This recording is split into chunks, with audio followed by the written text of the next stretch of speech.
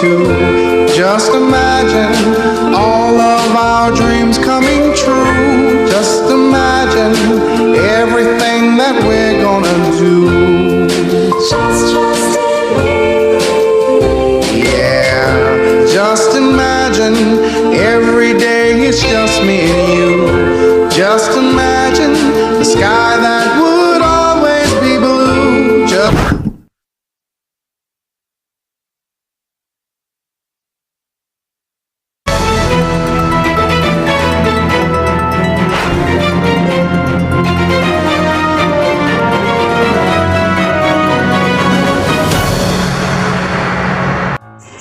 Good morning, this is MA1A.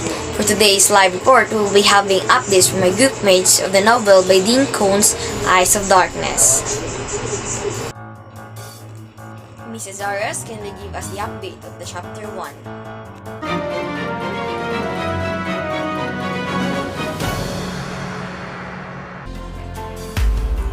Tina thinks this is a prank played by her ex-husband Michael. Tina arrived at Bally's Hotel at 10 minutes till 2 Wednesday afternoon, leaving her on Wednesday afternoon, leaving her Honda with the valet parking attendant. She had lost the momentum occasioned by her anger, and now she was afraid of losing the sense of purpose that had driven her to confront him. He was trying so hard to be nice, which wasn't like Michael at all. At least it was like Michael at all.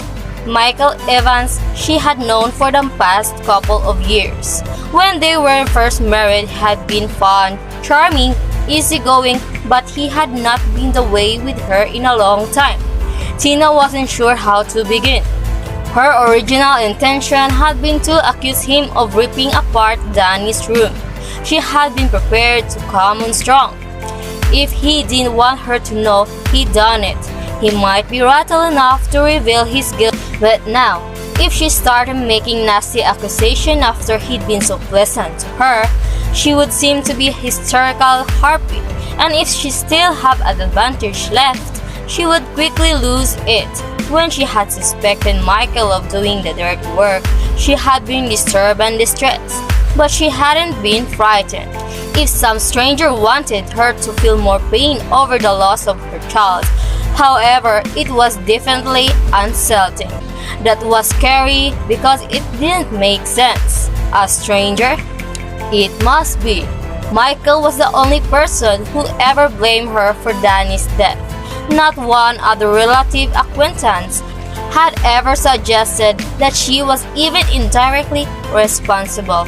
Yet the taunting words in the chalkboard and destruction in the bedroom seemed to be the work of someone who felt that she should be held accountable for the accident, which means it had to be someone she didn't even know. Why would a stranger harbor such passionate feelings about Danny's death? But a meeting with Michael clears those dumps. Tina kept a well-stocked bar in one corner of her office of this important occasion, when business associates needed a drink after a long work session. This was the first time she'd ever had the need to tap those stores for herself. Tina could no longer sit still. She got up and began to pace, taking another swallow of cognac. Elliot said nothing. He seemed to know that she had to go through the whole story to get it off her mind. She told him about the bizarre things that had been happening to her lately.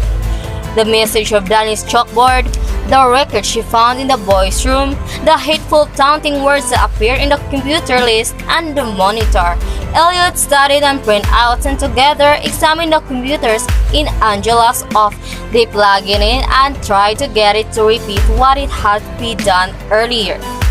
But they had no luck. The machine behaved exactly as it was meant to behave.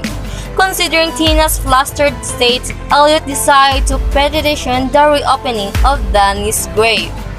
Elliot approached Harold Kennebec, a judge who also mentored in the intelligence. Kennebec listened with interest of Elliot's unofficial feeler about the chances of getting Danny's grave reopened. Elliot didn't tell the judge about the malicious prankster, for that seemed like unnecessary complication. He still believed that once the fact of Danny's death was establishment by the examination,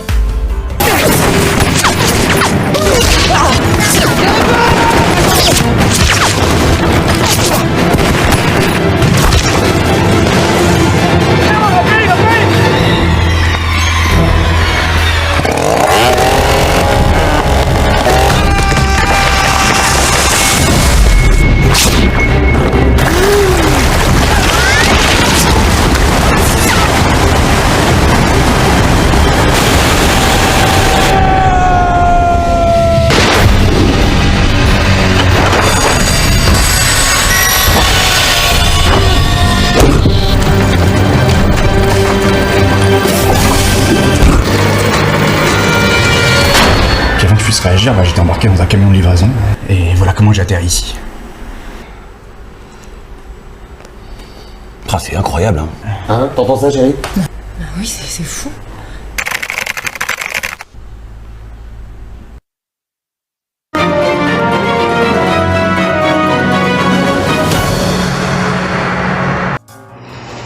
Okay, thank you, Mrs. Aris. And now let's hear from Miss Abelia. Miss Abelia?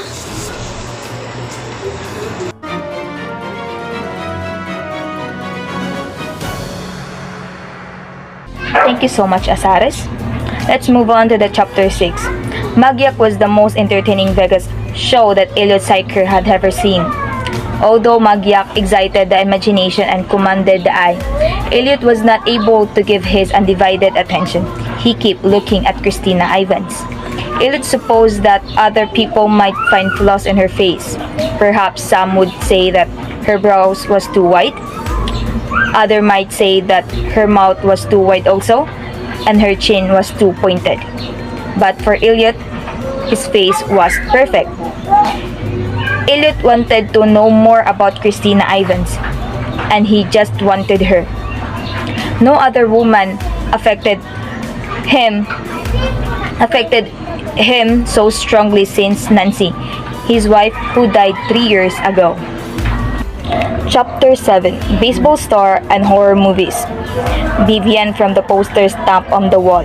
3 indicated models airplanes were suspended in the ceiling. The things were as they always been since she had first to come work here before Danny had died. Although Vivian could see where the noises originated, she could not locate any source for the pretty cold air, just as she reached the AM and AFM toner. The whale stopped. The sudden silence had an oppressive weight. Outside, the night was cold but not wintry, maybe 50 degrees, maybe even 55. The radio digital display began to change. Orange number escalating across the frequency band. Trembling. Vivian turned off the radio, but the radio turned itself on again. But she did not believe in ghosts. But the sliding closet door began to move. Vivian Nelder had this feeling that some awful things was going to come out of the dark space. Its the eyes are red as blood, and its razor sharp teeth. Vivian distorted reflection resolving into a more familiar image of herself. But now, this was the only young boy bedroom like a countless thousand of others. Except, of course, the boy who had been died for a year. And maybe he was coming back hunting the place. Chapter 8. Tina Middle moving back to the fort and upstage and downstage through the crowd, thanking everyone of his contribution to the show's success, complimenting each member of the cast and crew of his dedication and professionalism. Several times she encountered Elliot Syker, and seems interested in learning how the sparkling stage effect had been achieved. Each time that Tina moved on to talk to someone else, she regretted leaving Elliot. And each time that she found him again, she stayed with him longer than she had before. After their fourth encounter, she lost track of how long they were together. Finally, she forgot all about circulating. Standing near in the left proscenium pillar out of the main floor of the party, Dane get at a piece of cake talking about Magyak and the about of the law, Charlie and Helen Menway, Las Vegas real estate, and by some circuitous wrote superheroes movie. He was full of funny stories about learning ski and fly. He made her feel so comfortable. Chapter 9. Shortly before midnight, Danny's room began to grow old. The radio clicked on. No one was in the house to hear it.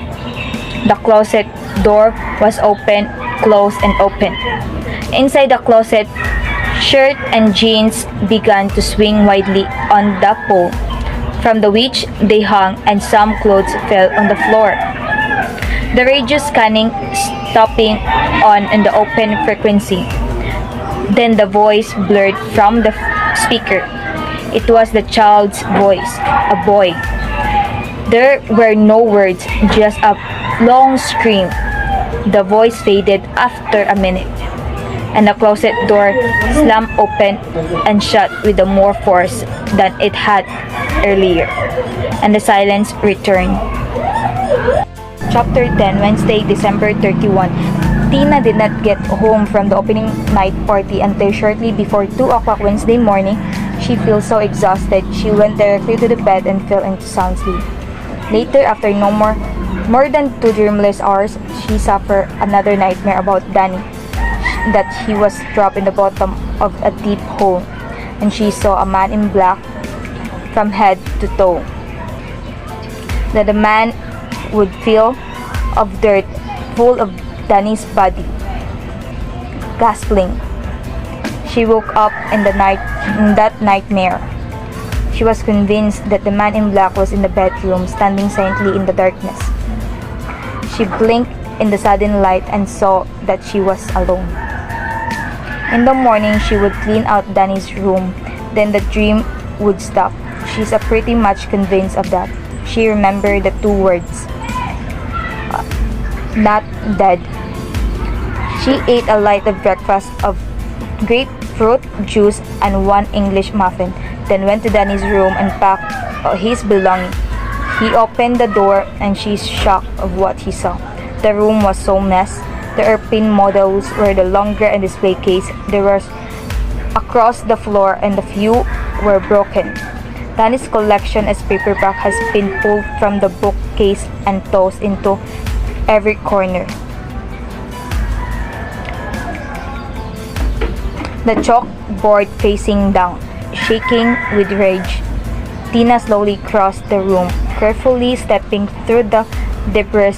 She stopped and hesitating, turned the chalkboard towards her.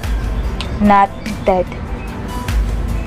Vivian neither has been in clean last evening, but she was not the kind of things that Vivian would capable of doing. If the mess has been here when the Vivian arrived, the old woman would have cleaned it up and would have left a note about she's found. Tina went through the house, checking every window and door. She could find no signs of forced entry.